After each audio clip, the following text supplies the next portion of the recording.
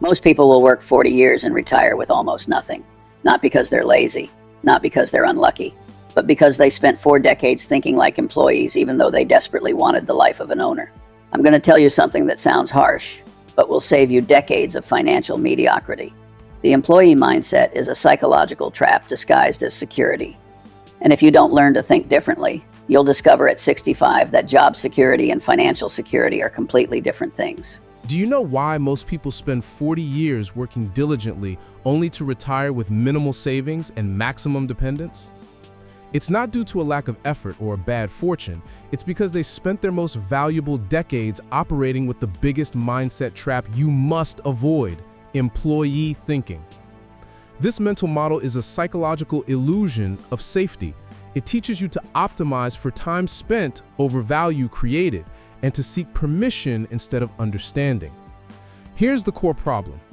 Employment is an excellent means of generating current cash flow, but it is fundamentally structured as a poor vehicle for long-term wealth creation.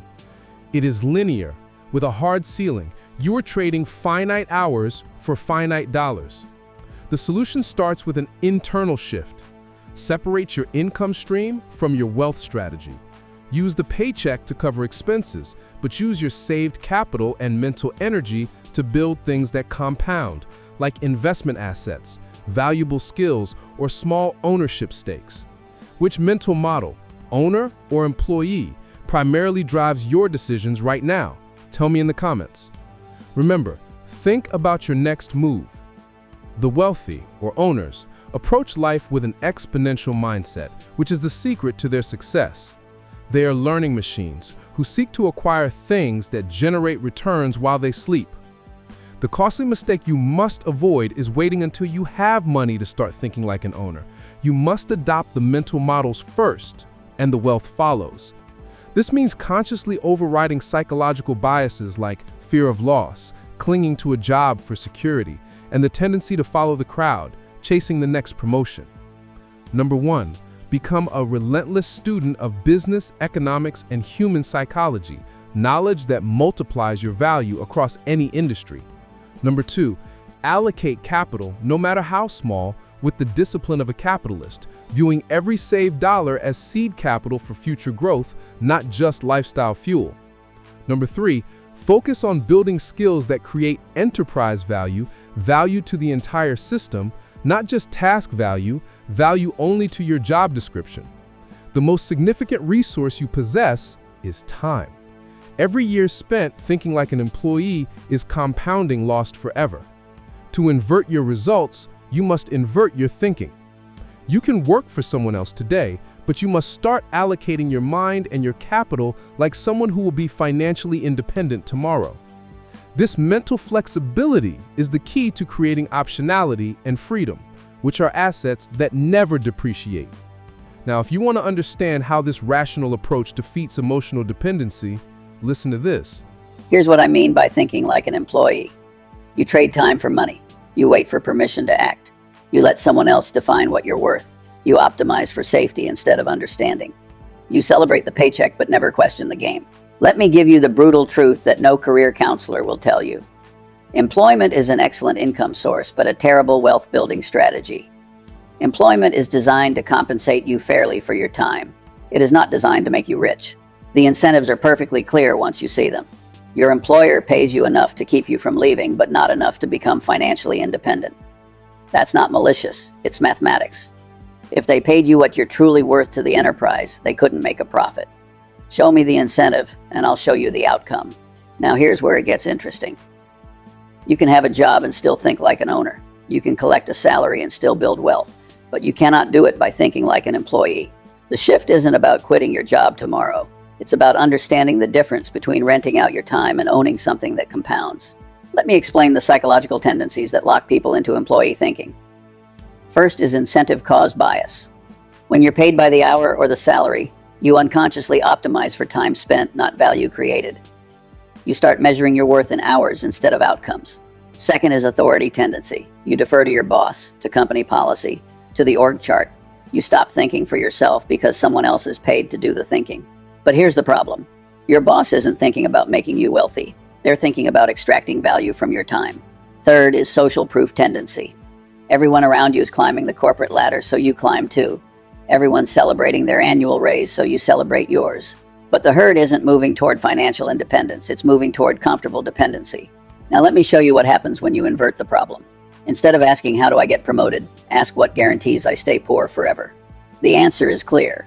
Trading time for money with no ownership, no equity, no compounding assets. If you want to avoid stupidity, stop doing that. Warren Buffett worked for Benjamin Graham at Graham Newman. He collected a salary. But here's what made him different. He thought like an owner while he was employed. He studied businesses obsessively. He saved aggressively. He allocated every dollar like it mattered because he understood compound interest. I practiced law for years. I had clients. I billed hours. But I never thought like a lawyer building a practice. I thought like a capitalist allocating resources. I kept 20% of my mental energy for studying businesses, understanding economics, and making investment decisions. That 20% made me wealthy. The 80% paid my bills. The difference is circle of competence. Your job title doesn't define your competence. Your deep understanding does. You can be employed as an accountant and be competent in real estate economics. You can work in marketing and understand software business models. Competence is what you know deeply enough to make sound judgments. Here's the mental model. Separate your income source from your wealth strategy. Your job provides cash flow. That's valuable. But wealth comes from owning assets that compound businesses, real estate, intellectual property, skills that create enterprise value. Don't confuse the two. Let me tell you about Andrew Carnegie. He started as a telegraph operator making $2.50 per week. He could have thought like an employee forever. Instead, he studied how businesses worked. He learned about railroads, steel, capital allocation. He saved money and bought small ownership stakes. He thought like an owner while working for someone else. Benjamin Franklin was a printer. But he didn't just print, he owned printing businesses. He didn't just write, he owned the publications. He understood that the wealth wasn't in doing the work, it was in owning the system that generated value. That's not employee thinking. That's owner thinking. Now here's the mathematics that changes everything.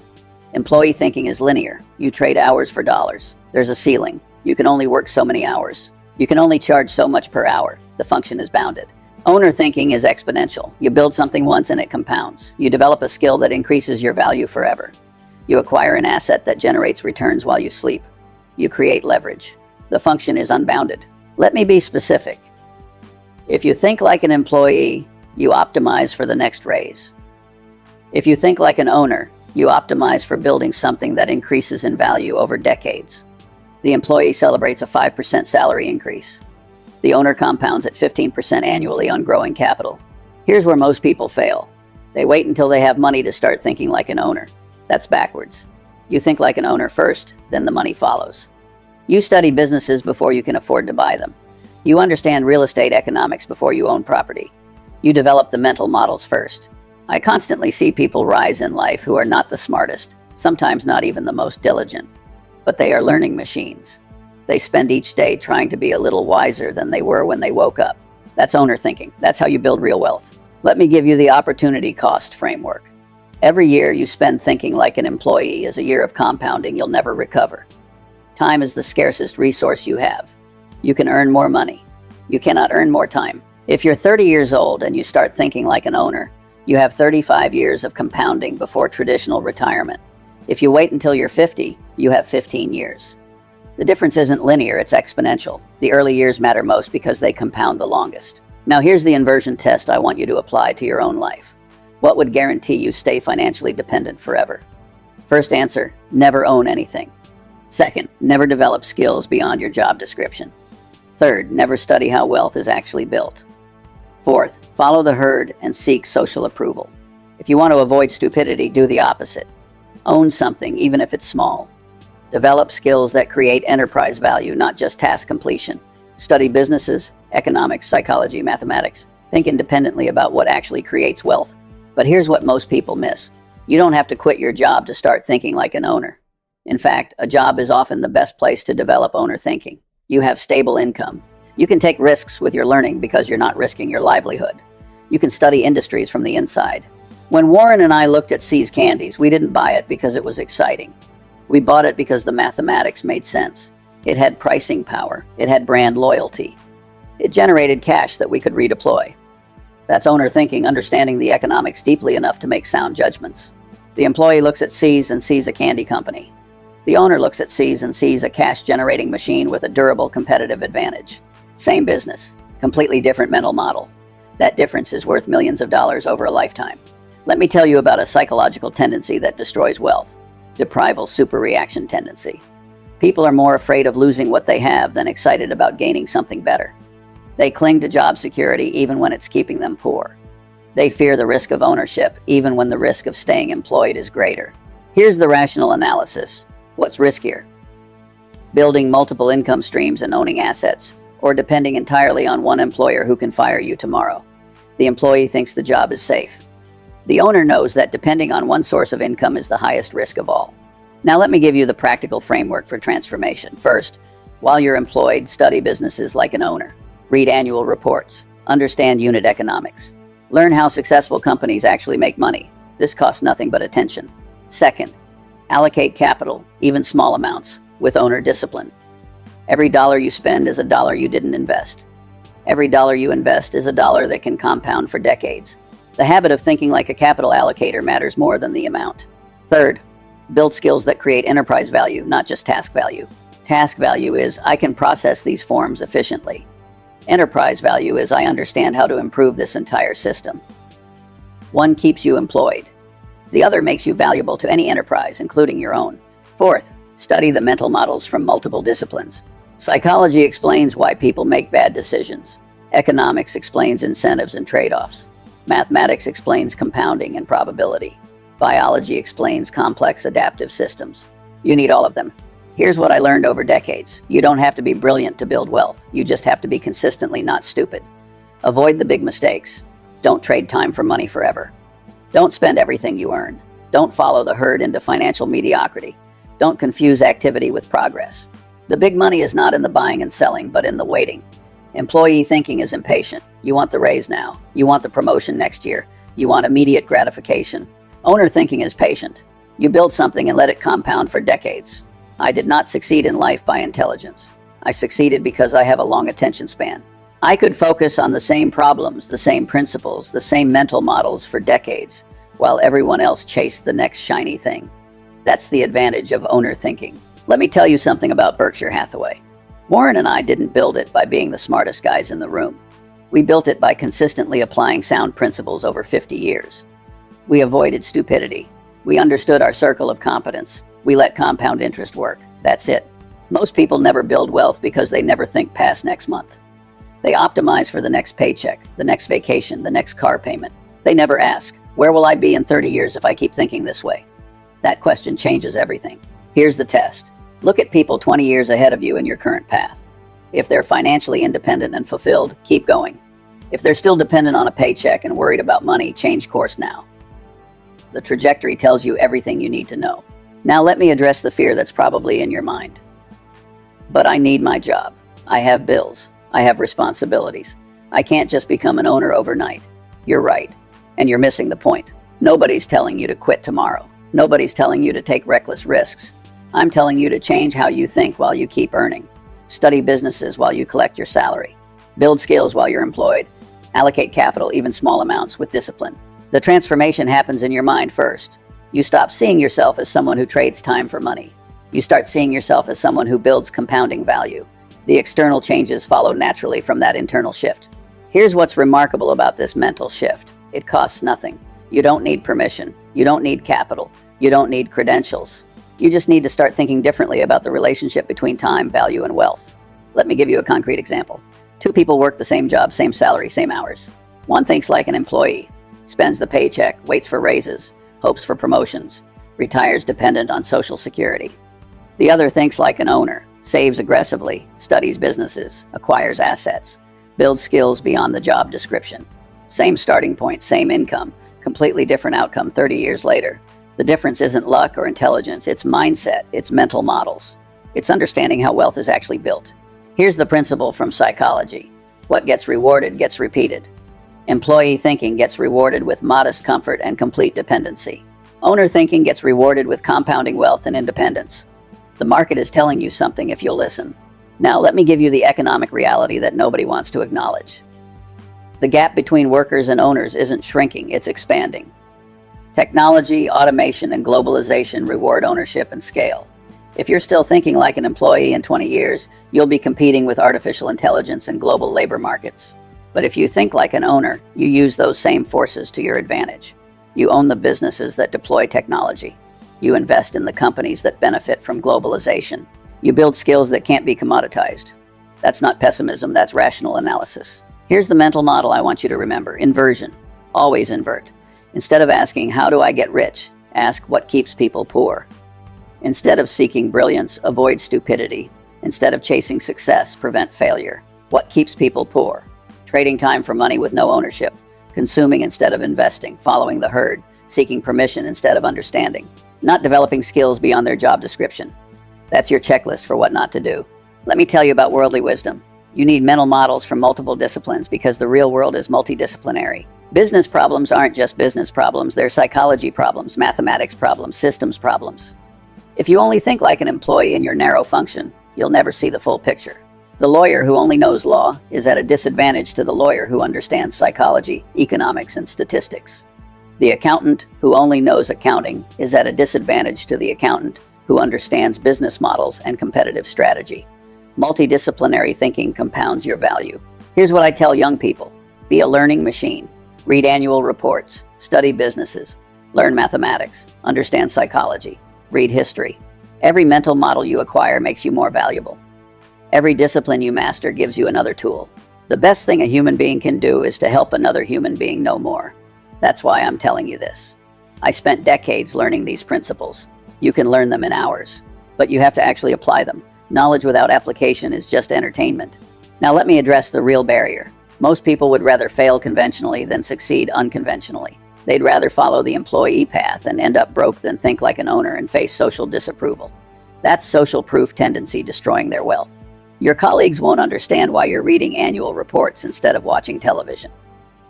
Your family won't understand why you're studying businesses instead of pursuing promotions. Your friends won't understand why you're building ownership instead of buying luxuries. That social pressure is real. But here's the truth, in 30 years they'll still be working.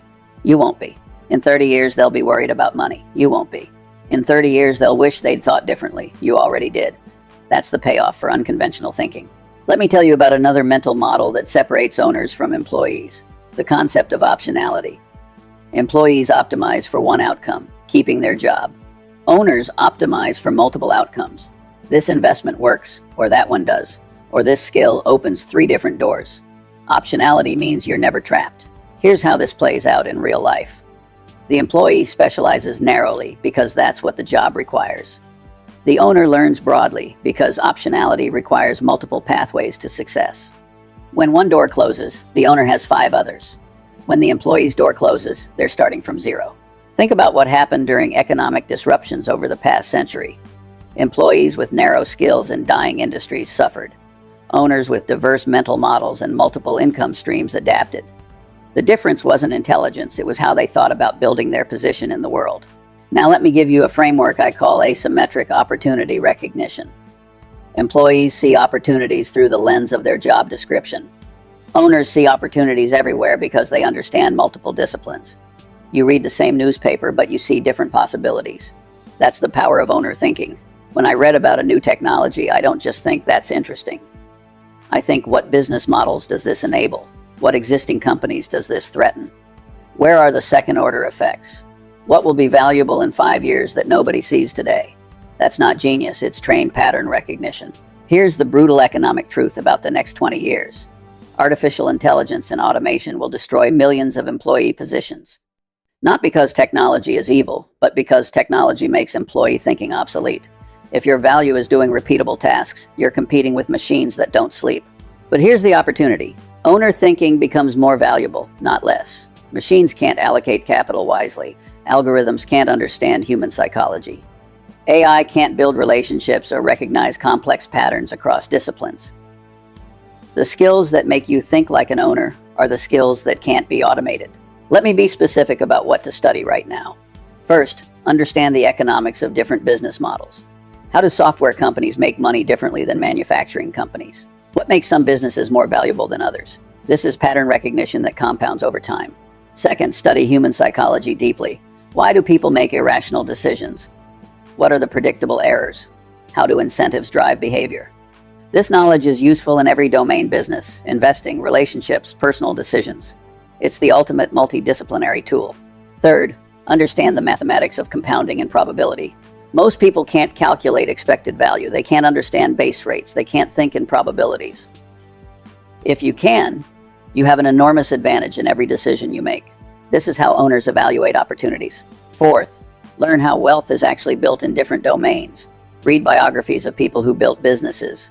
Study how fortunes were made and lost. Understand the common patterns. This isn't entertainment, it's research into what actually works.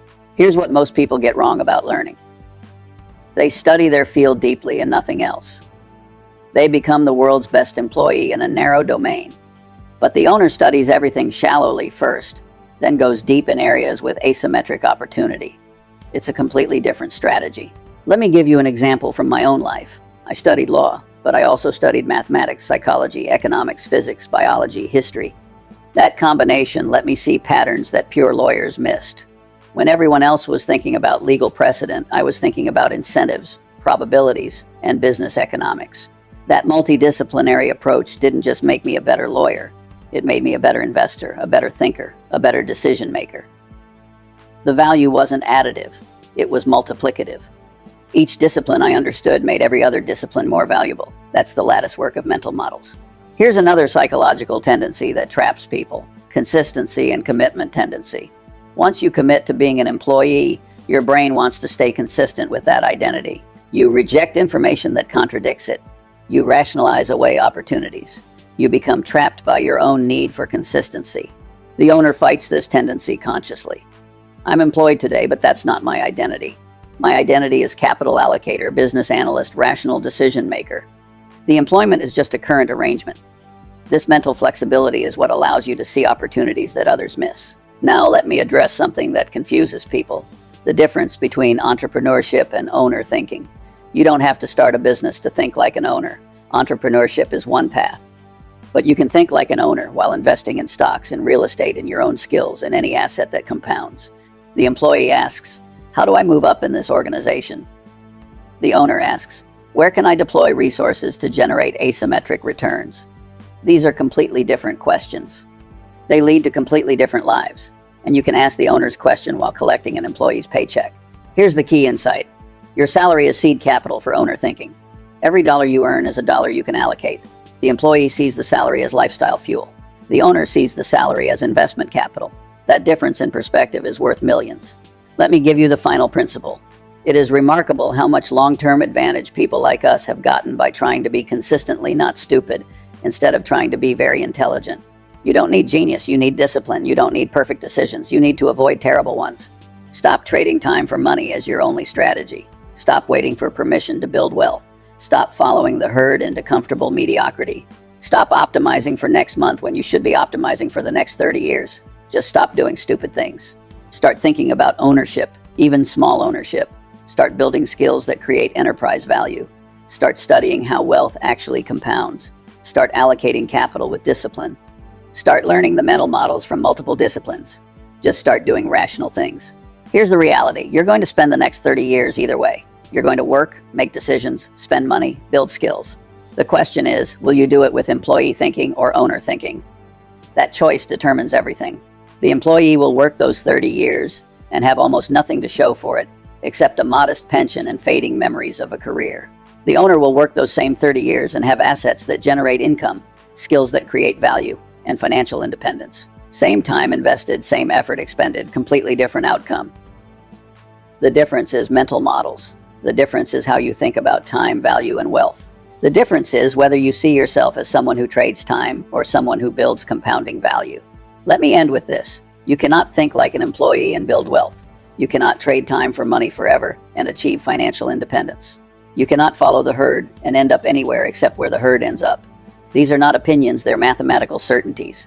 But you can have a job and think like an owner. You can collect a salary and allocate capital like a capitalist. You can be employed today and financially independent tomorrow. The path exists. The question is whether you'll take it. In 30 years, you'll either own something that compounds, or you'll still be hoping for a raise. You'll either have assets that generate income, or you'll be dependent on an employer. You'll either have built something valuable or you'll have traded your most productive years for modest comfort. The choice is made daily in how you think, not just what you do.